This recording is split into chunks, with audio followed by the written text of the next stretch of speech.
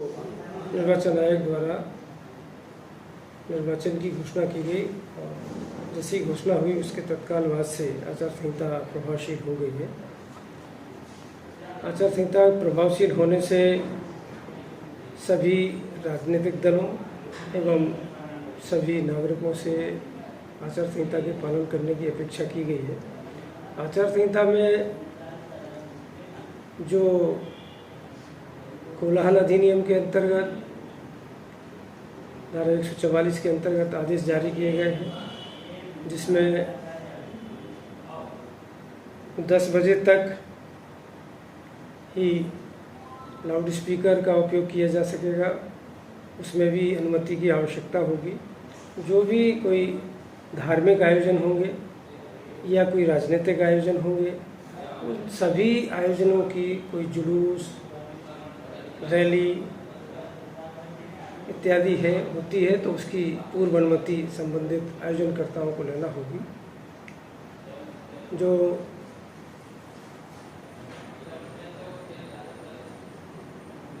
Sound system है वो उसका जो हाईएस्ट वॉल्यूम है उसका 1/4 पर ही चला सकेंगे और इसकी जो मानक 80 डेसिबल पर ही आप चला सकते हैं, या जो वॉल्यूम है हाईएस्ट उसका 1/4। ये इसके अतिरिक्त यदि कोई चलाता है तो प्रतिबंधित रहेगा। साथ ही राजनीतिक दलों, कोई भी राजनीतिक दल यदि किसी प्रकार के धार्मिक आयोजनों में जाके अपने राजनीतिक उद्देश्य के लिए वहाँ पर किसी प्रकार का प्रचार प्रसार करते हैं तो वो भी आचार संहिता का उल्लंघन होगा।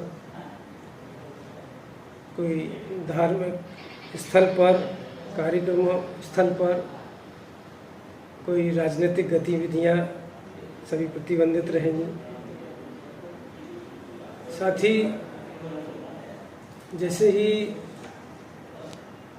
इलेक्शन अनाउंस हुआ है उसके बाद से जो शासकीय बिल्डिंग है, सार्वजनिक बिल्डिंग है, प्राइवेट बिल्डिंग है, यहाँ से संपत्ति विरूपण अधिनियम के अंतर्गत सभी पोस्टर, बैनर, फ्लैक्स सभी निकलवाए गए हैं बगैर किसी अनुमति के। यदि कोई राजनीतिक पार्टी अपने फ्लैक्स, झंडा, बैनर कहीं लगाना चाहती है तो उसकी अनुमति की आवश्यकता संबंधित व्यक्ति से होती है और उसकी सूचना रिटर्निंग ऑफिसर को दी जाती है ताकि वह जो भी उस पर व्यय हुआ है वो एक्सपेंडिचर उनके अकाउंट में जोड़ा जाएगा। साथ ही आचार संहिता में कोई वाहन है बगैर अनुमति के, कोई भी वाहन राजनीतिक दल अपने चुनाव प्रचार में उपयोग नहीं कर सकेंगे, उनको अनुमति लेना होगी। हम लोगों ने जो सभा स्थल है उनको भी चिन्हित किया है। सभा स्थल पर कोई कार्यक्रम, सभा इत्यादि आयोजित करने के पूर्व उनको अनुमति लेना होगी।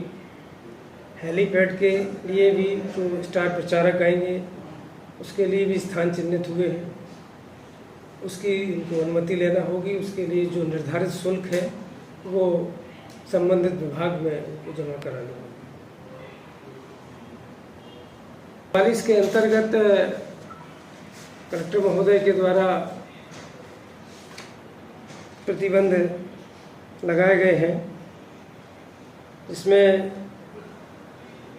कोई भी संगठनों के द्वारा प्रदर्शन, धरना, रैली, जुलूस आदि बगैर अनुमति के आयोजित नहीं होंगे।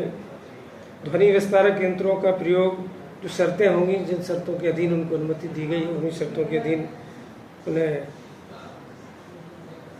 चलाना होगा। रैली, जुलूस आदि में किसी प्रकार के अस्त्र शस्त्र का एक प्रदर्शन नहीं होगा। जो भी पंडाल निर्मित होंगे उसकी भी अनुमतियां संबंधित आयोजनकर्ताओं को लेना होंगी। इसके अलावा मोबाइल, कंप्यूटर एवं अन्य सोशल मीडिया पर कोई विधि विरुद्ध संदेश यदि प्रसारित होता है, सांप्रदायिक टिप्पणी कोई होती है तो इस पर भी प्रतिबंध लगाया गया है। 5 या 5 से अधिक व्यक्तियों को एक स्थान पर एक समय में एकत्रित होने पर भी प्रतिबंध है, तो उसके लिए सभी को अनुमतियां लेना होगी। ये धारा 144 का आदेश 9/10/2023 को लागू किया गया है। इसमें व्यक्ति समूह या डीजे अथवा बैंड संचालक बगैर किसी अनुमति के डीजे और ध्वनि विस्तारक यंत्र ये संचालित नहीं कर सकेंगे। साथ ही एसिड, पेट्रोल, केरोसिन आदि ज्वलनशील पदार्थों को अपने पास नहीं रख सकेंगे। विस्फोटक सामग्री का उपयोग पूर्णतः प्रतिबंधित रहेगा, जिसमें वैध परमिशन को जिनके पास है उन्हें छोड़कर वो संग्रहण भी नहीं कर सकेंगे। संस्था या समूह किसी प्रयोजन के लिए सक्षम अधिकारी की अनुमति के बिना टेंट, पंडाल अस्थायी या स्थायी रूप से उसका भी निर्माण नहीं करेंगे। सड़क, रोड, रास्तों, हाईवे आदि पर एकत्रित होकर यातायात को में व्यवधान उत्पन्न नहीं करेंगे।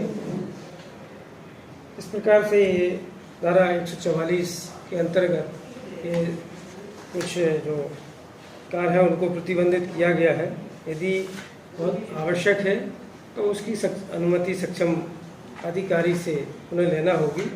ये धारा 144 संपूर्ण जिले में लागू है। जिस अनुभाग का होगा वहाँ के जो अधिकारी होंगे उनके द्वारा इसके लिए अनुमतियाँ दी जाएगी।